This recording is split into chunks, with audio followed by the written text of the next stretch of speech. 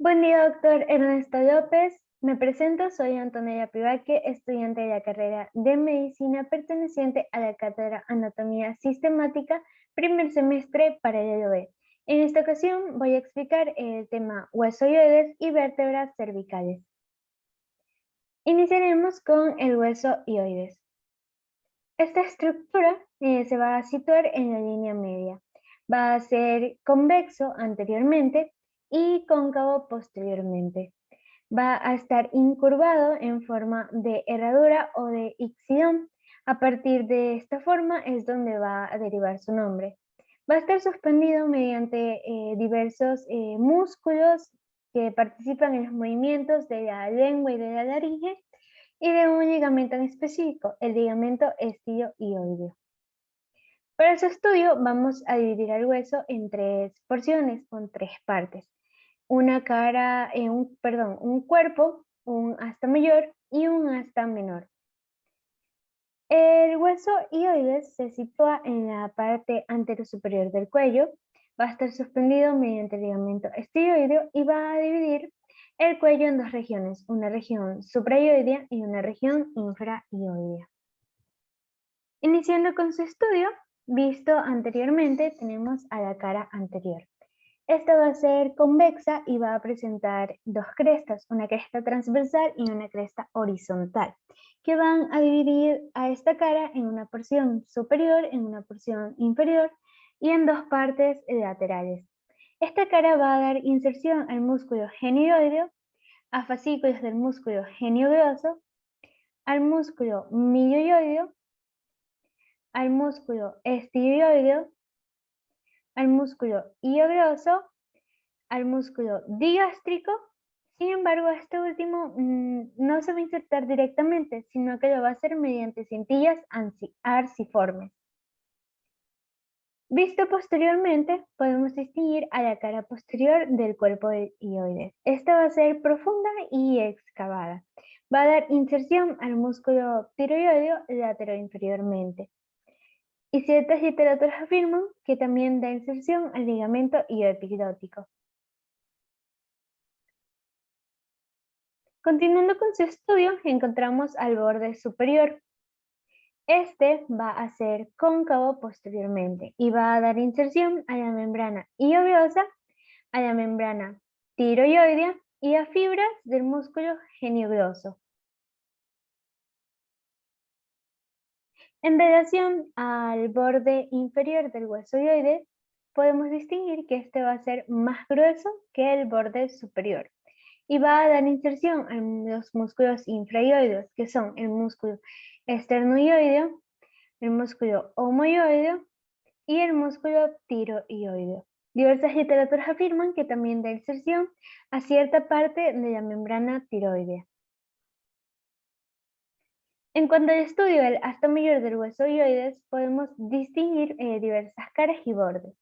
Visto anteriormente, podemos encontrar a la cara superior y al vértice o tubérculo del asta mayor. La cara superior da inserción al músculo iogroso lateralmente, al músculo constructor medio de la faringe medialmente y ciertas fibras del músculo estioideo. En cuanto al vértice o el tubérculo del asta mayor, este va a dar inserción a un ligamento, el ligamento tiroideo lateral. En cuanto al asta mayor, también encontraremos, visto posteriormente, una cara inferior. Esta cara inferior va a dar inserción al músculo tiroideo que cubre a la membrana tiroidea. Encontramos dos bordes, un borde lateral, como podemos visualizar en la imagen, que va a ser convexo y va a dar inserción al músculo tiroideo. También encontramos un borde medial, como podemos visualizar en el gráfico, que va a ser cóncavo y va a dar inserción a la membrana tiroidea. En cuanto al asta menor del hueso ioides, este va a presentar dos extremos, un extremo superior y un extremo inferior. El asta menor se caracteriza por ser un huesecillo en forma ovoide, cuyo extremo inferior o base va a estar articulado al hueso hioides, mientras que su extremo superior casi en toda su extensión va a ser libre, exceptuando la parte en donde se va a insertar el ligamento estiohioideo, que abarca desde la apófisis estioides hasta el vértice del asta menor del hioides. Ciertas literaturas afirman que también da inserción al músculo longitudinal superior de la lengua y el músculo longitudinal inferior de la lengua, al igual que el músculo constructor medio de la faringe. Ahora, en relación al estudio de las vértebras cervicales, vamos a dividirlas en dos subtemas: en características generales de las vértebras y en características específicas. En cuanto a las características generales, encontramos el estudio del cuerpo de la vértebra. Este va a presentar 6 caras en total. Una cara superior que va a estar limitada por el gancho del cuerpo o las apófisis unciformes a cada lado. La cara inferior, por su parte, va a presentar a los ganchos de la vértebra subyacente, que van a ser superficies laterales biseladas. Por su parte, la cara anterior, esta va a presentar un saliente vertical medio. La cara posterior, parte, esta va a estar limitada anteriormente por el agujero vertebral. Mientras que las caras laterales van a ser 2 y van a dar origen al pedículo y a la raíz anterior de las apófisis transversas en cada lado. Continuando con el estudio de la vértebra, encontramos a los pedículos, que estos se van a distinguir en la cara posterior de las caras laterales del cuerpo y se van a extender hasta las apófisis articulares. Entre los pedículos de 2 vértebras, como podemos visualizar en esta imagen, estas se van a articular y van a dar origen a lo que se conoce como foramen o agujero intervertebral, que este va a dar paso a diversas estructuras como es el nervio espinal, el ganglio de la raíz dorsal y la arteria vertebral. En cuanto a las apófisis articulares de las vértebras, pues estas van a permitir la formación de una columna ósea vertical y van a estar unidas al cuerpo mediante el pedículo. Van a ser dos, van a presentar, una cara superior y una cara inferior, que van a estar talladas en bíceps. La cara articular superior va a estar orientada posterior superiormente y la cara inferior antero inferiormente. Estas caras van a ser planas y van a ser articulares. En relación a la apófisis transversa de la vértebra, pues esta se va a formar mediante la unión de 2 raíces, una raíz anterior y una raíz posterior. La raíz anterior, esta se va a implantar directamente del pedículo, mientras que la raíz posterior, pues esta va a nacer desde la cara lateral del cuerpo de la vértebra. La unión del pedículo con la apófisis transversa y las raíces van a circunscribir a un agujero que se conoce como agujero transverso, que va a dar paso a diversas estructuras o comúnmente conocidas como el van vertebral, que va a ser la arteria y la vena vertebral, y aproximadamente a nivel de la quinta a sexta vértebra cervical va a dar paso al nervio vertebral. También es importante destacar que cada una de estas apófisis van a estar excavadas en su cara superior por un canal que va a dar paso al nervio espinal transversalmente. Y este a su vez va a terminar en 2 tubérculos. En cuanto a las láminas, o sea, apófisis espinosa y agujero vertebral, podemos distinguir que las láminas van a ser estructuras más anchas que altas. Se van a extender desde las apófisis articulares hasta las apófisis espinosas. La unión de estas láminas van a dar origen a lo que se conoce como apófisis espinosa, que va a presentar un vértice bitubercular lateralmente y una cara inferior que va a estar excavada mediante un canal. Por su parte, el agujero vertebral, pues este va a tener una forma un tanto triangular y va a dar paso a lo que se conoce como médula espinal. En cuanto al estudio de las características específicas de algunas vértebras, pues estas se van a basar en la primera vértebra cervical, también denominada áteas, la segunda vértebra cervical o también denominada axis, la sexta vértebra cervical y la séptima vértebra cervical o vértebra prominente. Iniciando con el áteas, vamos a encontrar el estudio de masas laterales. Las masas laterales van a presentar una cara anterior y una cara posterior. Estas van a presentar un surco por donde va a pasar la arteria vertebral, como podemos visualizar en esta imagen. Va a dar paso a la arteria. Va a presentar también una cara superior que va a estar destinada a la articulación del cóndilo occipital correspondiente. También va a presentar una cara inferior, que esta va a ser una cara articular destinada para el axis. Va a presentar caras laterales que van a estar en relación con las apófisis transversas de las vértebras. Una cara medial, que estas van a presentar un tubérculo que va a estar relacionado al ligamento transverso de láteras.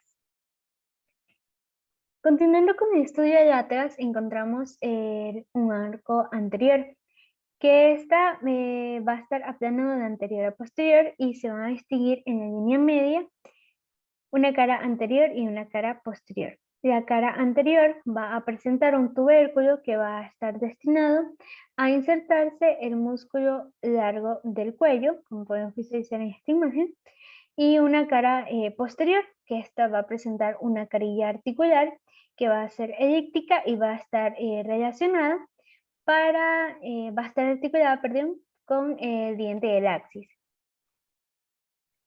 En cuanto al arco posterior de láteas, podemos distinguir que este va a ser cóncavo anteriormente. Va a nacer de la cara posterior de las masas laterales y en la mitad de la cara posterior se va a distinguir lo que se conoce como un tubérculo posterior, en donde se van a insertar a cada lado los músculos recto posterior menor de la cabeza. Posterior a las masas laterales se va a distinguir lo que es en la cara superior un canal transverso que va a dar paso al nervio cervical y a la arteria vertebral. En relación a las apófisis transversas y laterales, podemos distinguir que estas van a ser monotuberculares y van a ser salientes lateralmente. Van a nacer mediante la unión de dos raíces y ambas raíces se van a unir lateralmente al orificio, dando origen a lo que se conoce como un gran tubérculo, que va a dar inserción a los músculos rotadores y flexores laterales de la cabeza y del cuello. En cuanto al agujero vertebral de láteas, pues se puede distinguir que este va a ser mayor que el de las otras vértebras cervicales. Va a presentar dos partes, una parte anterior y una parte posterior, que van a estar divididas mediante el ligamento transverso. En la parte anterior, pues vamos a encontrar al diente del axis, como podemos visualizar en la imagen, y en la parte posterior se va a encontrar a la médula espinal. En cuanto al cuerpo de la segunda vértebra cervical o también denominada axis, podemos distinguir que pues superior al cuerpo se va a encontrar lo que se conoce como diente del axis o diversas literaturas también lo denominan como apófisis odontoides, donde se va a articular el axis con el arco anterior del látex. Este diente va a tener una forma de pivote cilindrocónico y va a presentar una base, un cuello y un cuerpo. La base por su parte va a ser ancha y se va a fijar al cuerpo del axis. El cuello va a terminar en un vértice romo que va a estar cubierto por rugosidades donde se van a insertar los ligamentos occipitodentoides, que van a ser tres, un medial y dos laterales. El medial se va a denominar ligamento del vértice del diente del axis o ligamento apical y los ligamentos laterales se van a denominar ligamentos alares. En el cuerpo del diente del axis vamos a distinguir dos carillas articulares, una carilla articular anterior que va a estar destinada al arco anterior del látex y una posterior que va a estar destinada al ligamento transverso del látex. En cuanto a las apófisis articulares del axis, pues vamos a distinguir dos caras articulares, una superior y una inferior. La cara articular superior pues se va a situar a cada lado del diente del axis y de este las va a separar mediante un estrecho surco y van a presentar una forma un tanto ovalada. Mientras que la cara articular inferior, estas van a estar inferiores al extremo anterior de las láminas.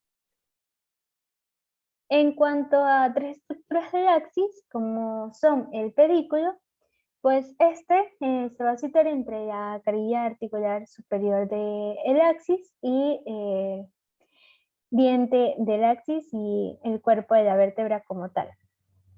Por su parte, las apófisis transversas, estas van a presentar dos raíces, una posterior que van a ser del pedículo, una anterior que se va a implantar en el cuerpo y va a sostener la parte lateral de la cara articular. Por su parte, las láminas del axis van a ser más gruesas. En cuanto a la apófisis espinosa del axis, podemos distinguir que esta va a ser voluminosa. Va a presentar una forma prismática triangular y va a tener un extremo posterior bifurcado. Va a presentar una cara inferior y cara superolaterales. Pues la cara inferior por su parte, esta va a estar excavada, como pueden visualizar, por un surco antero-posterior, mientras que las caras superolaterales van a estar deprimidas y van a dar inserción a los músculos oblicuos inferiores de la cabeza. En cuanto al agujero vertebral del axis, pues esta va a tener una forma un tanto triangular y se va a caracterizar por ser mayor que el de las otras vértebras cervicales. Sin embargo, va a ser un tanto menor que el agujero vertebral del atlas. En cuanto a la sexta vértebra cervical, vamos a distinguir una única peculiaridad que va a ser un tubérculo. Este tubérculo anterior va a ser más grueso y saliente que el de las otras vértebras y se va a denominar tubérculo carotídeo.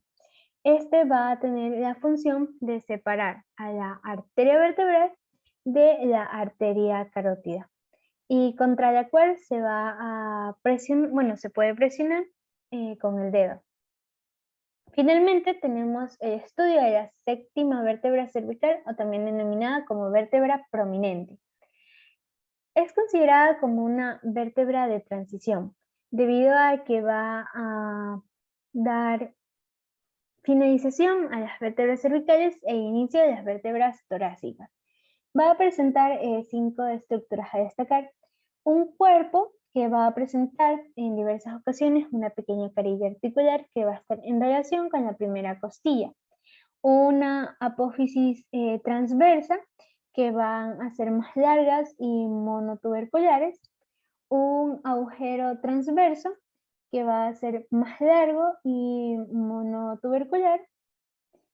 Perdón, una apófisis transversa que va a ser más larga y monotubercular, y un agujero transverso que va a ser más pequeño y que va a estar atravesado mediante la vena vertebral. También encontramos a las láminas que van a ser más altas que las otras vértebras cervicales y que van a dar origen al unirse a la apófisis espinosa, que esta va a presentar un tubérculo más largo y saliente, por el cual a esta vértebra se la va a conocer como vértebra prominente. Eso ha sido todo, espero que sea de su ayuda para su estudio anatómico. Gracias por su atención.